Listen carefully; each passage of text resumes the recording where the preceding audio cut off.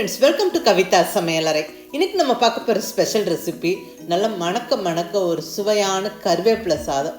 செம்ம டேஸ்ட்டுங்க இந்த கருவேப்பிலை சாதம். வீட்டில் வடித்த சாதம் இருந்தால் அடுத்த 10 நிமிஷத்தில் இந்த கருவேப்பிலை சாதம் ரெடி பண்ணிக்கலாம்.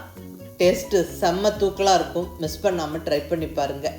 இங்கே என்ன ஸ்பெஷல்னா, இந்த ஸ்டைல் கருவேப்பிலை சாதம் எனக்கு ஒரு சமையல் மாஸ்டர் சொல்லி கொடுத்தாருங்க. கேன்டீன்லலாம் சமைக்கிற ஒரு சமையல் மாஸ்டர். அவரோட வெரைட்டி ரைஸஸ் எல்லாம் அவ்வளோ டேஸ்ட்டாக இருக்கும். இந்த கருவேப்பிலை சாதம் அவர்கிட்ட இருந்தால் கற்றுக்கிட்டேன். நல்ல சத்தான கருவேப்பிலை, அது கூட நல்ல பூண்டு சேர்த்து வதக்கி அரைச்சி கருவேப்பிலை சாதம் செம்ம டேஸ்ட்டு, செம்ம ஹெல்தி. கருவேப்பிலையில் நிறைய நல்ல மைக்ரோ நியூட்ரியன்ஸ் இருக்குது, நிறைய மருத்துவ குணங்கள் இருக்குது. நம்ம ஸ்கின்னுக்கு, ஹேர் க்ரோத்துக்கெல்லாம் ரொம்ப ரொம்ப நல்லது. டயபெட்டிஸை கண்ட்ரோலாக வைக்கிறக்கும், கொலஸ்ட்ராலை கண்ட்ரோலாக வைக்கிறக்கும், நிறைய ஃபைபர் சத்தெல்லாம் இருக்கிறங்காட்டிக்கு ரொம்ப நல்லது கருவேப்பிலை. இது கூட நல்ல குவான்டிட்டி பூண்டு, அதாவது நல்ல மருத்துவ குணங்கள் கண்ட பூண்டும் சேர்த்து நம்ம இந்த கருவேப்பிலை சாதம் செய்கிறோம். ரொம்ப நல்லதுங்க. மிஸ் பண்ணாமல் ட்ரை பண்ணி பாருங்கள். இங்கே 1 கப்பு சாதத்தை வடிச்செடுத்து ஒரு அகலமான பாத்திரத்தில் போட்டு வச்சுருக்கிறேன். கொஞ்சம் சூடாறட்டும். சூடாறும்போது நல்ல சாதம் உதிரி உதிரியாக இருக்கும். சாதம் கண்டிப்பாக உதிரி உதிரியாக வடித்து வச்சுக்கோங்க. எந்த வெரைட்டி ரைஸ் செய்யும் போதும் சாதம் உதிரி உதிரியாக இருக்கணும். இப்போ இங்கே ஸ்டவ்வில் கடாய் வச்சாச்சுங்க. கடாய் சூடானதுக்கப்புறம் ஒரு 2 டீஸ்பூன் அளவுக்கு எண்ணெய் சேர்த்துக்கிறேன். நான் இங்கே நல்லெண்ணெய் சேர்த்துருக்குறேங்க. நீங்கள் எந்த எண்ணெய் வேணாலும் சேர்க்கலாம். எண்ணெய் கொஞ்சம் சூடானதுக்கப்புறம் ஒரு கட்டி பூண்டு, ஒரு 10 to 12 பல் பூண்டு சேர்த்து நல்லா வதக்கிடுவோம். பூண்டோட சைஸு பாருங்கள். இங்கே நான் கொஞ்சம் பெருசாக எடுத்துருக்கிறேன், அதனால் இந்த அளவுக்கு எடுத்துருக்கிறேன். நீங்கள் எடுத்துக்கிற பூண்டை பொறுத்து நீங்கள் குவான்டிட்டியாக அட்ஜஸ்ட் பண்ணிக்கோங்க. ஒரு 2 நிமிஷம் பூண்டு நல்லா வதக்கிட்டு இப்போ ஒரு 4 to 5 பச்சை மிளகாவை கட் பண்ணி சேர்த்து நல்லா வதக்கிடுவோம். அந்த பூண்டோடவே சேர்த்து இந்த பச்சை மிளகாவும் வதங்கி வரட்டும். அகைன் ஒரு நிமிஷம் வதக்கி விட்டுட்டு இப்போ கருவேப்பிலை சேர்த்துக்கலாங்க. இங்கே எடுத்து வச்சுருந்த ஒரு 2 கைப்பிடி அளவுக்கான கருவேப்பிலையை நல்லா கழுவிட்டு தண்ணியை வடிச்சிட்டு இந்த பூண்டு பச்சை மிளகாவோட சேர்த்து நல்லா வதக்கிடுவோம். ஒரு 2-3 நிமிஷம் நல்லா வதங்கி வரட்டும். அதாவது அந்த க்ரீன் கலர் ரொம்ப மாறாமல் நல்லா அந்த கருவேப்பிலெல்லாம் வறுப்பட்டு நல்லா கமகமன்னு வாசனை வரணுங்க. அந்த ஸ்டேஜ் வரைக்கும் நல்லா வதக்கி விட்டுக்கணும். பாருங்கள், பூண்டு பச்சை மிளகாய் கருவேப்பிலையெல்லாம் நல்லா வதங்கிருச்சு. இப்போ ஸ்டவ் ஆஃப் பண்ணி விட்டுட்டு நல்லா ஆற விட்டுட்டு வறுத்த பொருளெல்லாம் கம்ப்ளீட்டாக எடுத்து மிக்ஸி ஜாரில் சேர்த்துருவோம். இதில் கொஞ்சமாக தண்ணி விட்டு நல்லா ஃபைன் பேஸ்ட்டாக அரைச்சிக்கணும். பாருங்கள், இந்த அளவுக்கு நல்லா அழகான க்ரீன் கலரில் வதக்கின கருவேப்பிலை பூண்டு பேஸ்ட்டு ஜம்முன்னு ரெடி ஆயிடுச்சு. நல்லா கமகமன்னு வாசனையாக இருக்குது.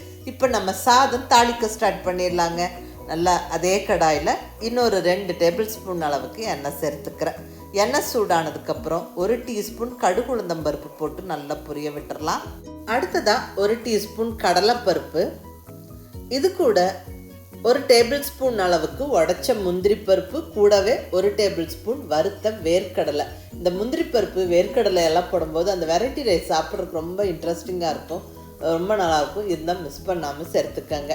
இது கூட தாளிப்பில் 2 வரமிளகாய் உடச்சி சேர்த்துருவோம். அரைக்கிறதுக்கு பச்சை மிளகாய் சேர்த்துருக்குறோம். இங்கே தாளிப்புக்கு வரமிளகாய் 2 ரொம்ப நல்லாயிருக்கும் அந்த ஃப்ளேவர்.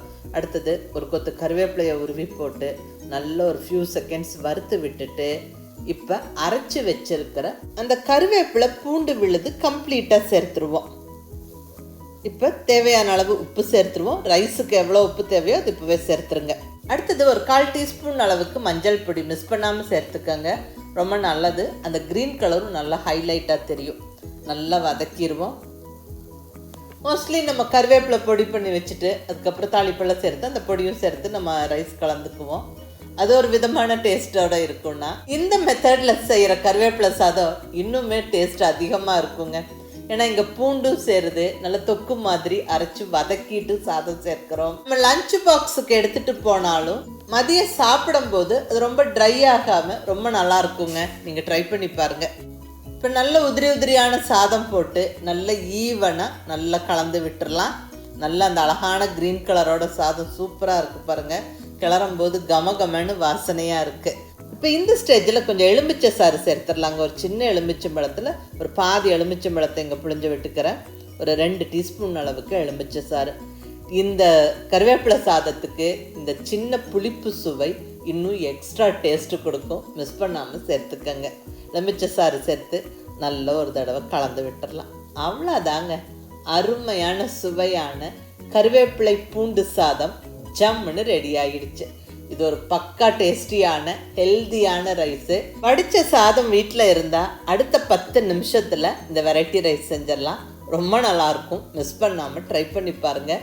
நல்ல ஒரு ஹெல்தியான வெரைட்டி ரைஸு. இங்கே சத்தான கருவேப்பிலையும் பூண்டு சேர்த்து நல்லா மணக்க சாதம் பண்ணியிருக்கிறோம். ரொம்ப ஹெல்தியானதுங்க, நல்ல டேஸ்ட்டாகவும் இருக்கும். மிஸ் பண்ணாமல் இந்த வெரைட்டி ரைஸை செஞ்சு சாப்பிட்டு பாருங்கள். கண்டிப்பாக ரொம்ப நல்லாயிருக்கும். வீட்டில் உள்ளவங்க எல்லோரும் ரசித்து சாப்பிடுவாங்க. பாராட்டு நிச்சயம். லஞ்ச் பாக்ஸுக்கும் இது ஒரு நல்ல வெரைட்டி ரைஸுங்க. செஞ்சு சாப்பிட்டு பார்த்துட்டு எப்படி இருந்ததுன்னு உங்கள் ஃபீட்பேக் சொல்லுங்கள்.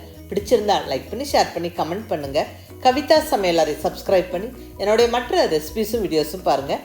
தேங்க்யூ.